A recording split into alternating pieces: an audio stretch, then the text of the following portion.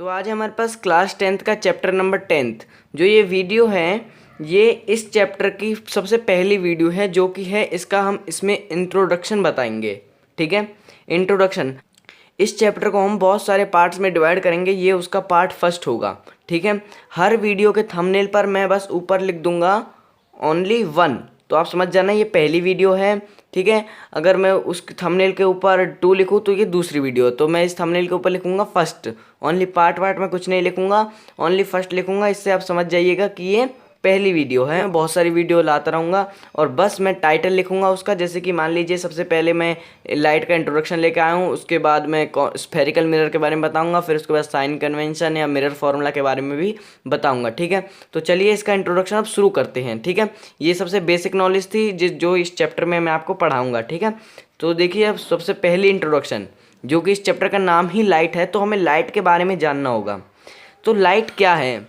Light is a form of energy which help us to see nearby object. Light ऊर्जा का वह स्रोत है जो हमें देखने में मदद करता है। मान लीजिए कोई लाइट की रे है। किसकी रे है? लाइट की रे।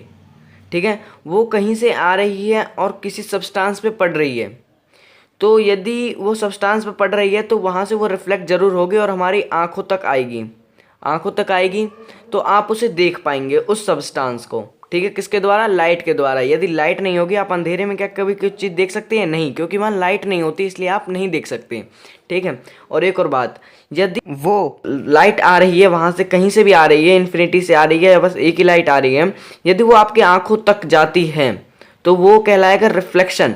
ठीक है, और वो आपको सब्सटेंस दिखेगा, ये होगा सब्सटेंस यहाँ पर पे। ठीक है, ये सब्सटेंस आपको दिखेगा।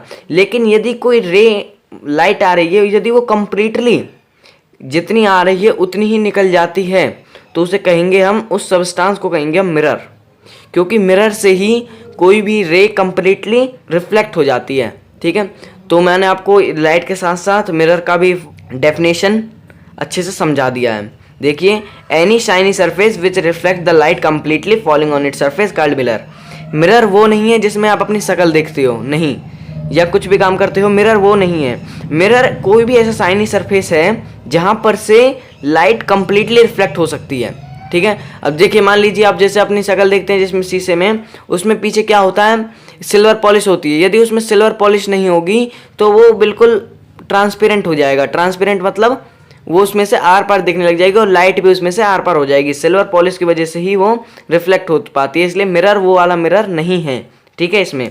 अच्छा, अब आता है 3 टाइप्स ऑफ मिरर। मिरर के 3 टाइप्स हैं। एक plane mirror, convex mirror, concave mirror. Plane mirror जो कि बिल्कुल प्लेन होता है। ठीक है, अच्छा, कॉन्वेक्स मिरर जो कि ये है।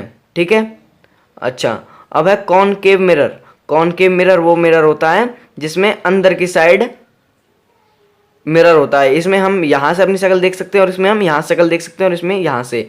ठीक है, अच्छा, तो उम्मीद करता हूँ प्लेन मिरर, कॉन्वेक्स मिरर और कॉनकेव मिरर आपको अच्छे समझ में आ गया होगा। ये बिल्कुल बेसिक चल रहा है, आगे जाके हम आपको बहुत अच्छी अच्छी चीज़ बताएंगे लाइट चैप्टर के बारे में। ठीक है, तो चलिए, सबसे पहला रिफ्लेक्शन मैंने आपको भी समझा दिया है। रिफ्लेक्शन क्या है? It is the phenomena of light when a ray of light falls on any mirror type object opaque then it sends back in any direction. ठीक है, जो मान लीजिए कोई रे आ रही है, वो भी लाइट की है, वो किसी मिरर पर पड़ रही है। मिरर मतलब शाइनी सरफेस। तो कहने का मतलब ये है कि ट्रांसपेरेंट ऑब्जेक्ट में से कभी भी रिफ्लेक्शन नहीं होगा, ओपेक सब्सटेंस में से ही रिफ्लेक्शन होगा। ठीक है, then it sends back in any direction, वो वहाँ से मतलब जिस ऑब्जेक्ट पर पड़ेगा वहाँ से कंप्लीटली रिफ्लेक्ट हो जाएगा। तो चलिए, ये हमारा सबसे पहला इस चैप्टर का डायग्राम, इसे समझते हैं।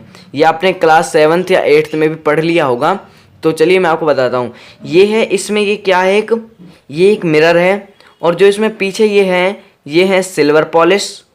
ठीक है, ये सिल्वर पॉलिश है। और जो ये रे है, ये तो है इंसिडेंट रे, मतलब ये रे पहले से आ रही है।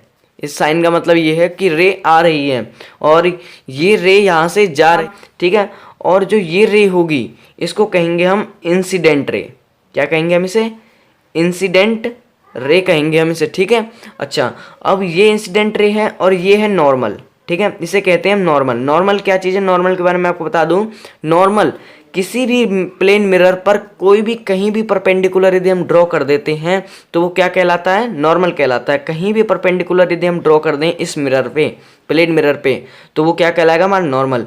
और इंसिडेंट रे आ रही है उधर की तरफ रहेगा इंसिडेंस एंगल और दूसरी तरफ रहेगा एंगल ऑफ रिफ्लेक्शन, ठीक है होगा। और ये दोनों एंगल आपस में इक्वल होंगे, मतलब angle of incidence equals to angle of reflection. मतलब ये फर्स्ट लॉ है प्लेन मिरर के रिफ्लेक्शन का फर्स्ट लॉ क्या है कि यदि कोई रे आ रही है प्लेन मिरर पे और वो फिर उतने ही एंगल से निकल जाएगी, मतलब एंगल ऑफ इंसिडेंस, मतलब इंसिडेंट रे का एंगल जो कि नॉर्मल से है, और रिफ्लेक्टेड रे, ये किससे कहेंगे हम,